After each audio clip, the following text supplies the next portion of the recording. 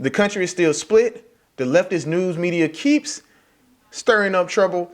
And nobody knows what to do about COVID, especially Governor Cuomo. All that and more on the TJ Evans Show. How's it going out there? I'm your host, TJ Evans, and this is the TJ Evans Show, brought to you by Royal Family Studios. Be sure to subscribe to the page, hit the bell for notifications, and like this video. Tell your friends about us. We're trying to keep the lights on. There was a MAGA march, a million-man MAGA march in D.C. Trump supporters came out for their support of the former or incumbent president, whichever one we don't know yet, because everyone has to wait until December 14th because this is a constitutional process that we're going through. But anyway, it was still a march going on, and it was nonviolent. Well, it was nonviolent until leftist Antifa Black Lives Matter members showed up.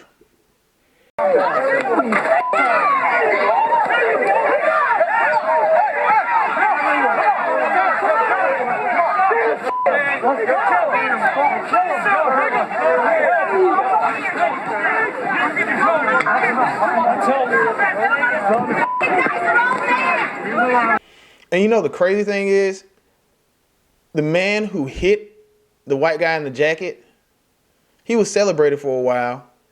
And then come to find out, after you look at his police report, he was a sexual predator. Go figure that the left has a thing about sexual predators. They, for some reason, support them. If you don't believe me, think about it. Everyone was supporting Jacob Blake. Guess what he was? Guess what he was actually going to go do? Yeah, sexual assault on the person who called the police on him. Nobody cares about that. Even when it comes down to everyone being upset about Kyle Rittenhouse. If you don't know, Kyle Rittenhouse was arrested for shooting and killing a couple of people. And what he says is self-defense, because this is America and you have the right to bear arms and protect yourself. But the left didn't like that. They called him a racist bigot, and they said that he was the worst person ever, and he's a Trump supporter, so you know he supports Hitler at the same time. Even though he shot and killed 2 white men, so I don't see how he was so much of racist unless those were really, really light-skinned black men. And also those men were sexual predators. I think one of them actually was a child abuser. Few counts in there. And then, you know, they elected Joe Biden as their president, which seems that he will be the president of the United States. And I would say that he is my president as well because I'm a citizen of this country. But you remember, he likes to smell kids. Nobody wants to talk about that. I think that's a leftist thing. But it just shows how topsy-turvy this world is, where you can actually hate Donald Trump so much to the point where you will support sexual abusers. And it makes it even worse because a lot of women support Joe Biden and support these causes. I digress. Also in the country, we have in the media another fake racial hoax. Now, this happened in Buffalo, New York, where the owner of an SUV said that he was called racist and homophobic slurs in graffiti. A man named Clifton Utze, he's 18 years old, he spray painted messages of hate on his car in North Buffalo. He spray painted swastikas, the N-word, and KKK, and other profanities against Black Lives Matter. It was a BMW X5.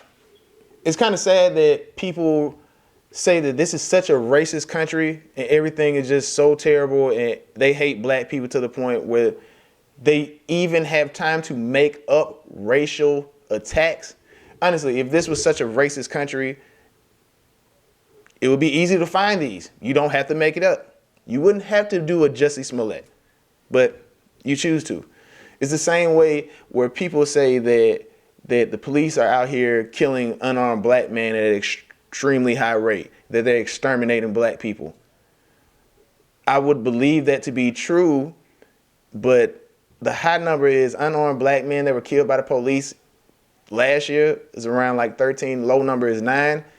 And that's with over 370 million interactions with the police. So go figure, numbers. Good job for creating racism in this country. But it's because of the narrative that they're fed all the time in the news media. The news cycle does nothing but feel this in everyone's mind.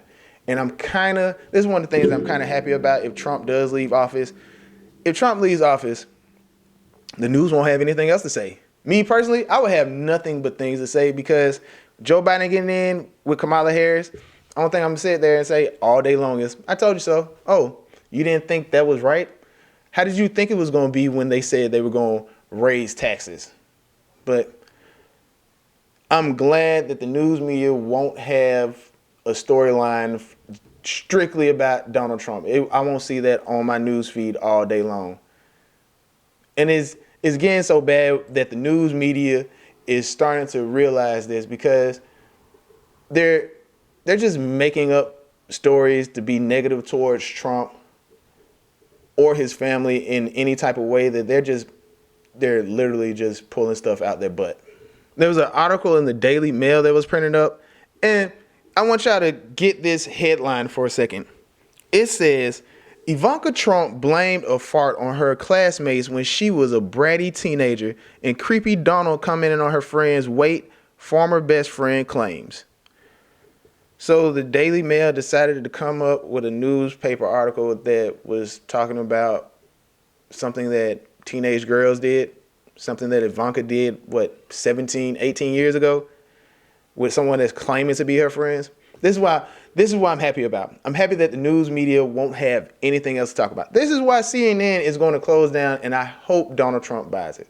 I hope he does. But what else in the news? Oh yeah, we have COVID. Now, a lot of people, especially in blue states, the governors and people ahead of the constituents, the American people, they're telling you to stay at home while they're not staying at home, just like, Governor Newsom out in California. He didn't stay home. He actually been going to a few parties since COVID started. But you're not supposed to do it on Thanksgiving. So you can call that hypocritical. I would do the same as well.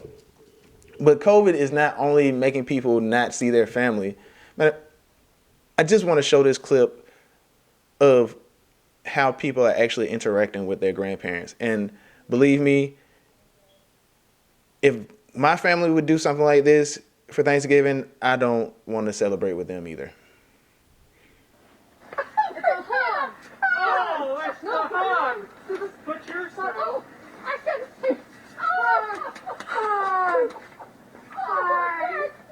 Don't forget mine. Oh, we can put more holes in it to You're gonna make me cry. I don't like this. What is this way? Oh, this is great. Oh, we'll be able to leave here. That's the saddest thing I've ever seen. For a grandfather to have to hug his grandkids like that with plastic around and you not feel the warmth and the love of your family, that's something that we've been missing during this time, and actually it's affecting people's health a little bit more than you would think COVID is. I mean, these elderly people, they want to see their family, the ones even in the homes. But speaking of the elderly people in the homes and how confused everyone is about this, Governor Cuomo did a press conference and a reporter asked him a simple question and he freaked out just how Cuomo's do. What are you talking about? You're now going to override. We did it already. That's the law. An orange zone and a red zone. Follow the facts. I'm still confused. Well, then you're confused. I'm confused, and Then I'll tell you what you mean. Parents are still confused as well. The schools No, in New they're York not City confused. tomorrow. You're confused. No, I think Read parents the are law. very confused as well. Read the law, and you won't be confused. What are you talking about? You're now going to override. We did it already. That's the law. An orange zone and a red zone. Follow the I'm facts. still confused. Well, then you're confused. I'm confused, and Then I I'll think tell you what you mean. parents are still confused as well. The schools No, in New they're York not City confused. tomorrow. You're confused. No, I think Read parents the are law. very confused as well. Read the law, and you won't be confused. No, Governor. Nope. Nobody understands what's going on at all. You didn't even, you helped nothing You answered no question. You just said parents aren't confused. And I'm telling you, parents are confused because your subordinate, the mayor of New York City, came out right after you and said this. No one is happy about this decision. We all, in fact, are feeling very sad about this decision because so much good work has been put into keeping the schools opened and opening them up to begin with. Let's start there. Opening the schools when almost no other major school system in America opened, making them so safe. But we set a very clear standard, and we need to stick to that standard. Go figure. Two politicians in the same state that are not on the same page. And it makes it easier to believe because these people run New York. And we know that New York handled this COVID situation. Mayor de Blasio and Governor Cuomo, both of them handled this COVID situation terribly. Governor Cuomo putting people in old folks' homes that are tested positive for COVID.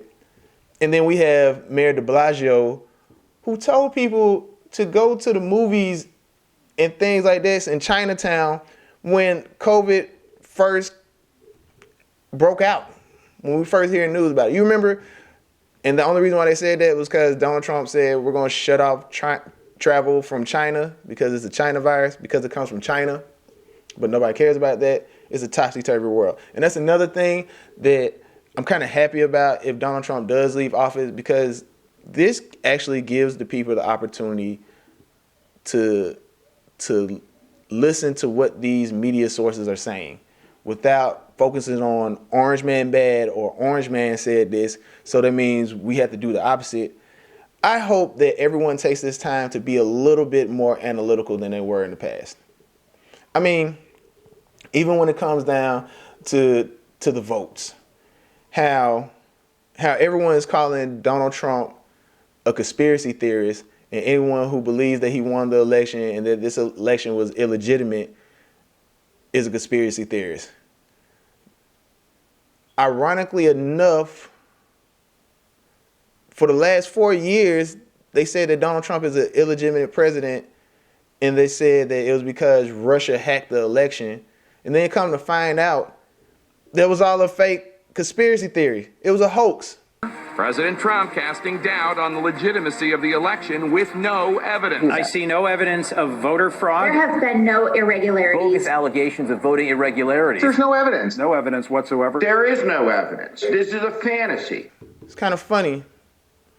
But I wonder, what did y'all say in 2016? Was tainted by this intrusion? I don't see this president-elect as a legitimate president. You do not consider him a legitimate president?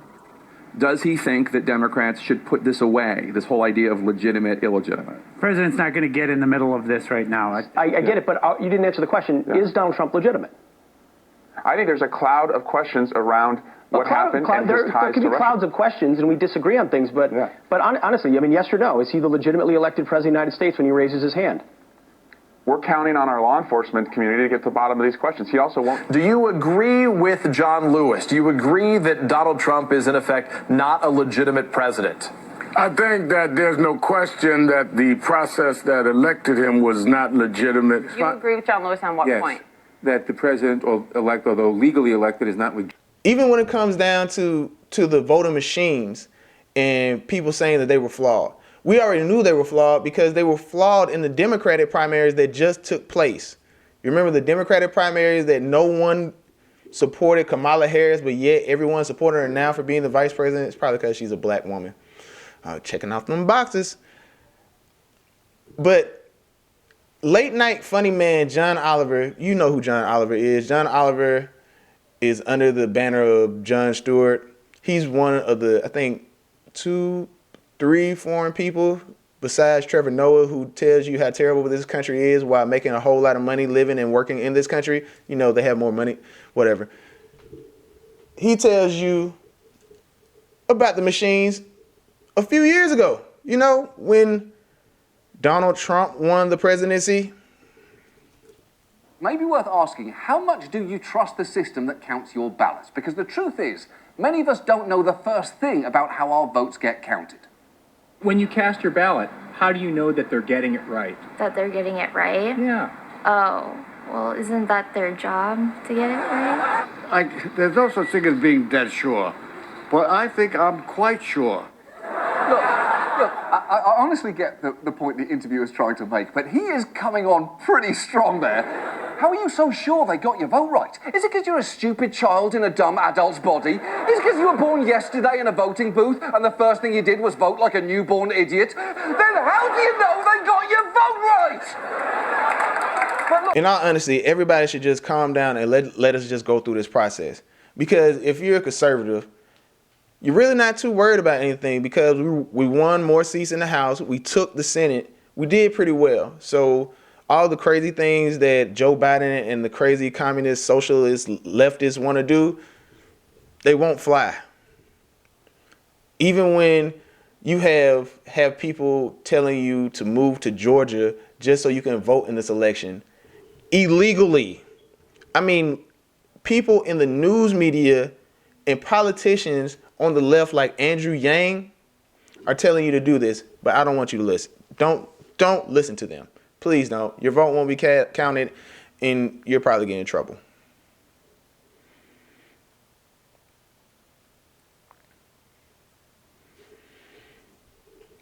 But that's all I have you for.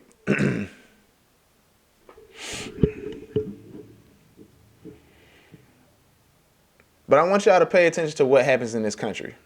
I want you to understand that this country is pretty divided because you have on one side of people who feel a certain way and you have on the other side of people who feel a certain way. And there really can't be a compromise or in between because there are no more gray areas. It's either black or white. We have people on the right who are against abortions, and then you have people on the left who say you can abort a baby even after birth. There's no compromise on there. We have people on the right that say, I want to respect the Constitution and keep our Second Amendment rights. You have people on the left who say, I want to take all your guns. Nobody should have guns. You have people on the right who say that the police are useful. And you have people on the left who say we should defund them all. There is no compromise in today's society. But I feel that if people pay attention, do their own research, that at least 55% of the people who are currently on the left that don't know they're on the left will find some type of middle ground. But that's all I have for you today. Remember, do your own research. We do not know who our president is yet. I want to repeat that. It is unknown who the president is. People on the left, stop asking Joe Biden. We do not know who the president is. I just want y'all to understand that and remember that. Joe Biden is not the president because December 14th hasn't hit. He hasn't been certified. There's a process that we go through in order to understand this. People on the left, stop telling Donald Trump to concede. Media, stop telling Donald Trump to concede. Stop saying that you called it for Joe Biden. That is not your job. If that was your job, there would be no reason. And if it was true, there would be no reason for states to still be getting counted right now. And for you calling certain states to this day. We know they're going to court. Everyone calm down, keep it cool, be patient. I'm your host, TJ Evans. Thank you.